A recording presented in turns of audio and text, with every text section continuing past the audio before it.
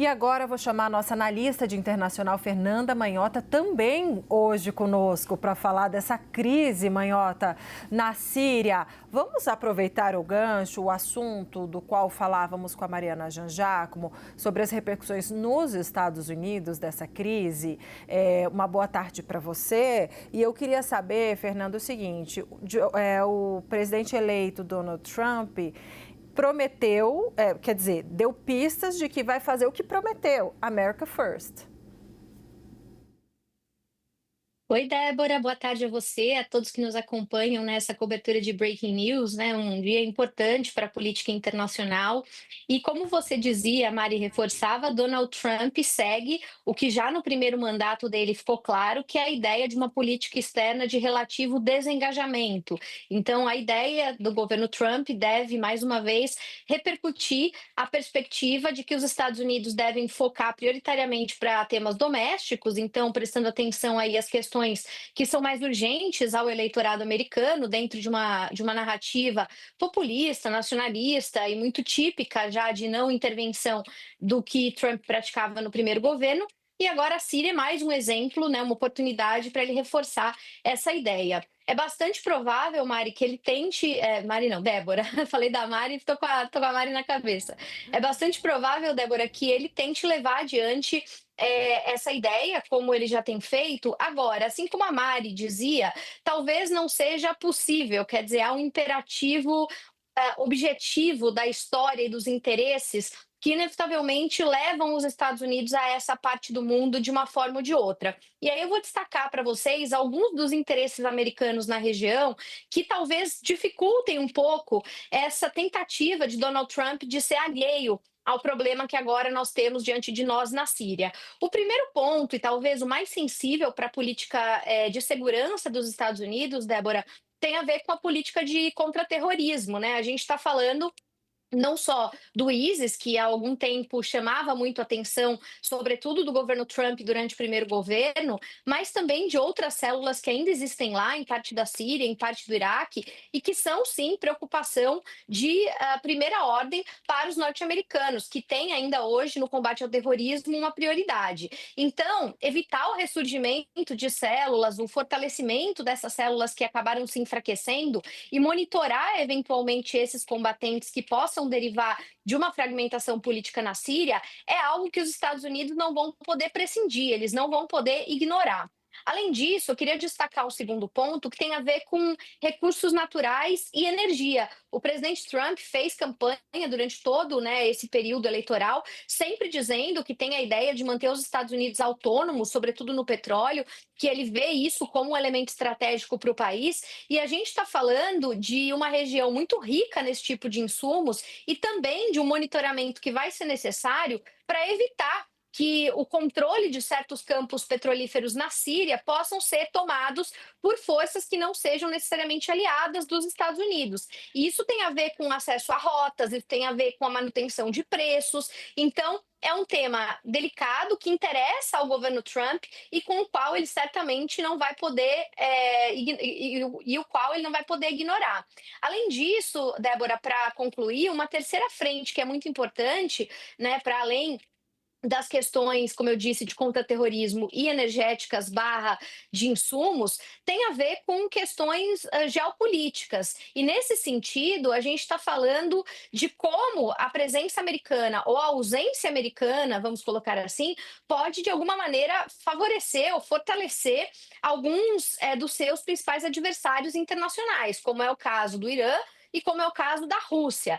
É importante lembrar que, independente da situação digamos, direta entre Rússia e Síria nesse momento, a gente não pode esquecer que para a Rússia a região em questão ela é muito importante porque era ali, mais especificamente num local chamado Tartus, né, que a gente tem explorado ao longo da cobertura, que a Rússia mantinha a sua única base naval num porto, né, o único na região do Mediterrâneo. Então, do ponto de vista da colocação geopolítica e de capacidade ofensiva e defensiva nessa parte do planeta, a Rússia vai ter que encontrar alternativas, a Rússia vai ter que se movimentar para não perder essa vantagem. E os americanos, inevitavelmente, do ponto de vista, né, dos seus interesses, vão ter que acompanhar esse processo. Então, o que eu quero dizer com tudo isso? Que certamente haverá uma disposição de Trump em ser menos incisivo nessa região. Ele não tem interesse direto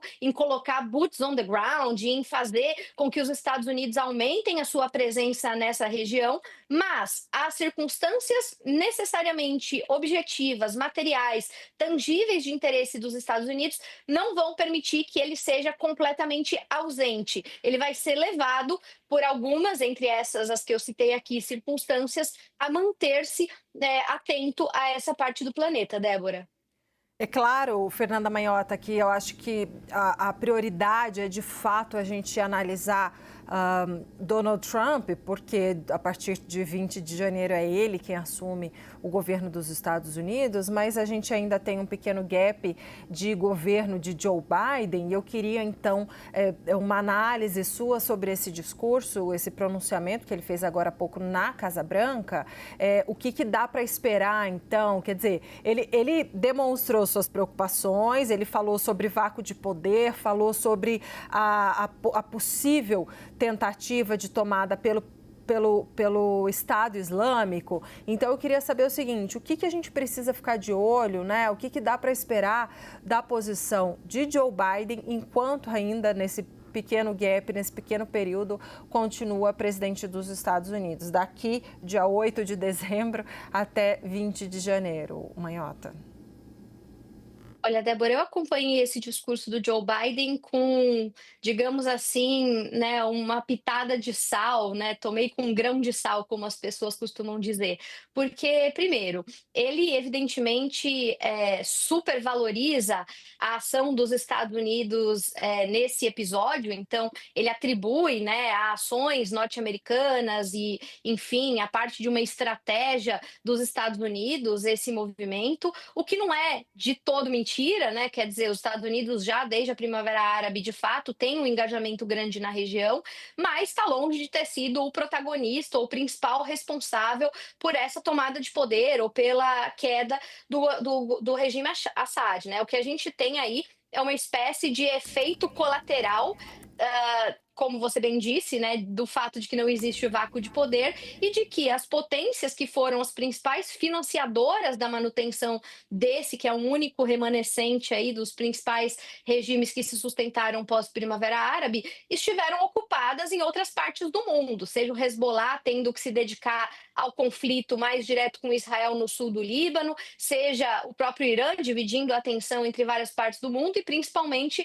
a Rússia, que agora está tomada até o pescoço com a guerra da Ucrânia. Então, os Estados Unidos têm um papel nesse processo, têm sido ativos nesse processo, mas não foram os principais protagonistas nem do combate ao Estado Islâmico e da diminuição do peso desse grupo nessa parte do planeta, e muito menos dessa queda do regime Assad. Hoje, se nós tivéssemos que hierarquizar, digamos assim, os principais contribuintes para esse processo, sem dúvida, estariam justamente os aliados, né, do Assad, que não necessariamente estiveram presentes e, pela sua ausência, justamente contribuíram para o enfraquecimento do regime. Então, o primeiro ponto que eu queria fazer em relação a esse discurso de Joe Biden é que ele é um discurso para consumo doméstico, tentando, evidentemente, enaltecer o papel do país e tornar superlativo, né, o que ele próprio tenha feito enquanto legado, mas, na prática, olhando objetivamente para a realidade, não é exatamente isso que a gente encontra. O segundo ponto, e aí é o que você citou, né, sobre o Estado Islâmico,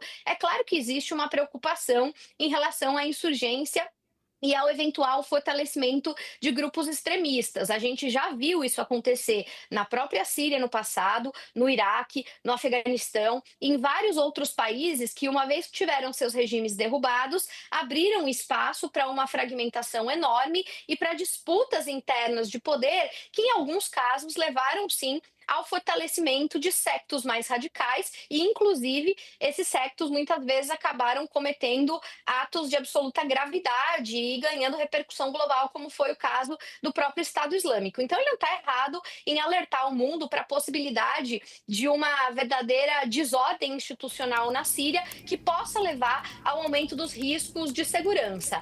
Agora, dito isso, acho também importante ponderar um pouco para o fato de que o discurso de Joe Biden também não deixa de ser um pouco anacrônico nesse sentido, porque ele trata o Estado Islâmico de 2024 como sendo o Estado Islâmico de 2014, quando ele era lá vice-presidente, quando o presidente Obama estava no poder e o Estado Islâmico era de fato uma das principais ameaças internacionais na região. De lá para cá, muita coisa aconteceu. Hoje a gente tem o Estado Islâmico muito enfraquecido, muito pulverizado. A gente tem concretamente uma perda de territorial, uma perda territorial, né, uma perda de controle territorial que não é desprezível.